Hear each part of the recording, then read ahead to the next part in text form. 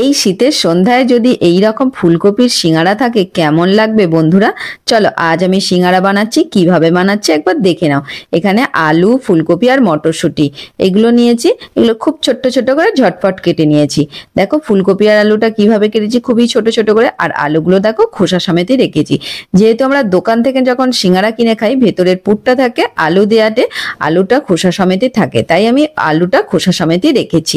এগুলো ছোট ছোট করে কেটে পাশে রেখে দিয়েছি। এরপর শুকনো খোলার মধ্যে শুকনো লঙ্কা, ধনে, জিরে আর পাঁচফোড়ন এগুলো ভালো করে ভেজে নিচ্ছি। ভেজে নেবার পরে আমি ঠান্ডা হয়ে গেলে তারপরে গুঁড়িয়ে নেব। দেখো শুকনো লঙ্কাটা যেহেতু ভাজতে একটু দেরি হয় তাই আমি একটু সাইড করে আস্তে আস্তে ভালো করে ভেজে নিচ্ছি। দেখো এই ধনে জিরে এগুলো ভাজা হয়ে গেছে, তাই এগুলো আগে তুলে নিচ্ছি। তারপর শুকনো লঙ্কাটা দু একবার নেড়ে চেড়ে তারপরে তুলে নেব। এগুলো ঠান্ডা হয়ে গেলে আমি গুঁড়িয়ে নেব। এরপরে এই কড়ার মধ্যে কড়া পরিষ্কার করে সর্ষের তেল দিয়ে দিচ্ছি 2 চামচ।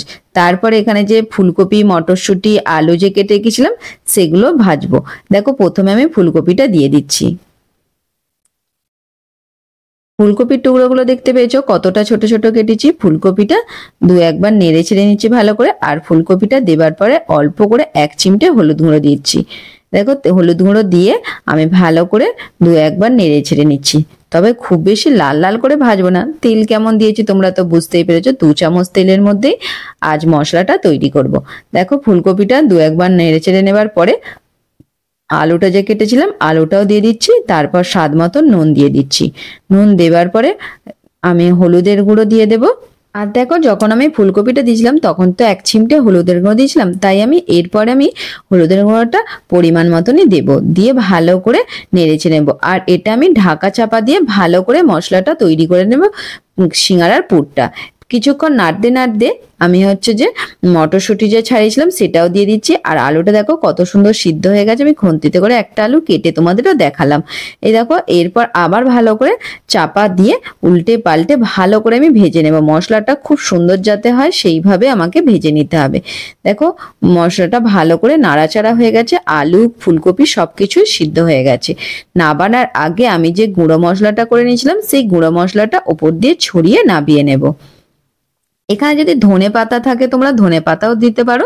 আমার এই মুহূর্তে এখানে ধনে পাতা ছিল না তাই আমি ধনে পাতাটা দিইনি। তোমরা ধনে পাতা দিলেও খেতেও খুবই ভালো লাগবে। দেখো ভালো করে আবার মশলাটা দেবার পরে নেড়ে চেড়ে তুলে নেব মশলাটাই। দেখো কি সুন্দর তৈরি হয়েছে বলতো সিঙ্গারার পুরটা। পুরটা দেখেই তো জিভে জল এসে যাচ্ছে। তাই আমি আবার ভালো করে নেড়ে চেড়ে নিয়ে এরপর পুরটা একটা বাটির মধ্যে তুলে নিচ্ছি। আর এদিকে ময়দাটা মাখিয়ে নেবো। দাঁড়াও তোমাদের দেখাচ্ছি। এখানে আমি 2 বাটি ময়দা নিচ্ছি। ময়দার মধ্যে স্বাদ মতো নুন নিয়েছি। নুন দিয়ে শুকনো আগে ময়দাটা একটু হাতে করে নেড়ে চেড়ে নিচ্ছি। এরপরে আমি সাদা তেল দেবো।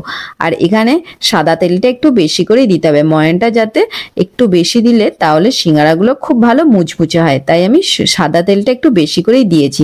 দেখো সাদা তেলটা দেবার পরে কেমন মাখিয়ে নিচ্ছি হাত দিয়ে। এইভাবে ভালো করে মাখিয়ে নিতে হবে ময়দার সঙ্গে। এখন আমি জল দেব না, ভালো করে আগে ময়দার সঙ্গে সাদা তেলটা মাখিয়ে নিই। আর দেখো এই যে মুঠো করলে একটা মন্ড হয়ে যাচ্ছে, তো আর পর ভেঙে দিলেও গুঁড়িয়ে যাচ্ছে। তাই আমি এই অবস্থাতে ময়দাটার মধ্যে দেখলাম যে ভালো মতন ময়ান দেওয়া হয়ে গেছে। তাই আমি অল্প অল্প করে একটু শক্ত মতন ডোটা তৈরি করব। দেখো যেহেতু শক্ত মতন ডোটা তৈরি করবো তাই আমি অল্প অল্প করে জলটা দিচ্ছি। একবারে বেশি জল দিলে ডোটা তাহলে পাতলা হয়ে যেতে পারে। তাই অল্প অল্প জল দিয়ে একটু শক্ত অবস্থায় চেপে চেপে বেশ কিছুক্ষণ ধরে মাখিয়ে নিয়েছি। দেখো ডোটা কতটা শক্ত হয়েছে তোমরা নিশ্চয়ই বুঝতে পারছো। এইভাবে আমি ভালো করে ঠেসে ঠেসে মাখিয়ে নিচ্ছি।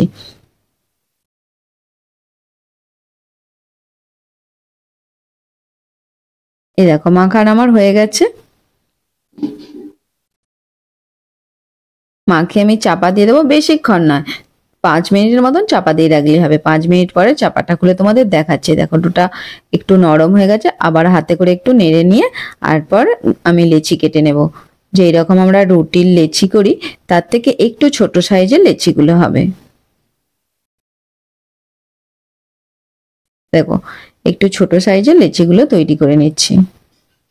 আমি এই প্রথমবার নিজে হাতে সিঙ্গারা বানাচ্ছি, আমার মনটা খুশিতে ভরে গেছে, কারণ এই সিঙ্গারাগুলো যেমন দেখতেও সুন্দর হয়েছে আর খেতেও খুবই ভালো হয়েছে, ঠিক দোকানের মতনই খেতে লাগছে। তাই আমার মনটা খুবই ভালো লেগেছে। চলো বেলে তোমাদের দেখাচ্ছি কিভাবে সিঙ্গারাটা তৈরি করছি। দেখো, প্রথমে একটা ডোকে নিয়ে এরকম লম্বা করে বেলে নিয়েছি, তারপরে ছুরির সাহায্যে মাঝখান থেকে কেটে নিয়েছি, আর দেখো দুটো ওই কোণকে নিয়ে জুড়ে দিয়েছি। আর কি সুন্দর খোলটা তৈরি হয়ে গেল বলতো। মাঝখানে পুর দিয়ে দিলাম, এই ধার দিয়ে একটু জল হাত দিয়ে দিচ্ছি, জল হাত বুলিয়ে নেবার পরে দেখো মাঝখানটা থেকে এই মাঝখানে জুড়ে দিয়ে দুদিকটা কি সুন্দর চেপে দিচ্ছি। বাহ, কি সুন্দর দেখতে লাগছে বলতো। আমার মনটা খুব ভালো লাগছে যে এই প্রথমবার সিঙ্গারা করছি, এত সুন্দর সিঙ্গারাটা তৈরি হলো। দেখো প্রত্যেকটা সিঙ্গারা এই একইভাবেই তৈরি করে নিচ্ছি। আর অবশ্যই তোমরা জল দিয়ে, হাতের মধ্যে জল দিয়ে একটু ভালো করে এই ধারগুলো লাগিয়ে নেবে, তাহলে পুরগুলো খুলে যাবে না। এই দেখো কি সুন্দর দেখতে হচ্ছে বলতো। আমার তৈরি করতেও যেমন ভালো লাগছে না, তোমাদের বলতেও আমার খুব ভালো লাগছে যে আমি খুব সুন্দর সিঙ্গারাগুলো বানিয়েছি। এই দেখো প্রত্যেকটা সিঙ্গারাই একইভাবে তৈরি হয়ে গেল। আর হাতে করে একটু ভালো করে চেপে দিলে তাহলে পুরগুলো আর বেরোবে না।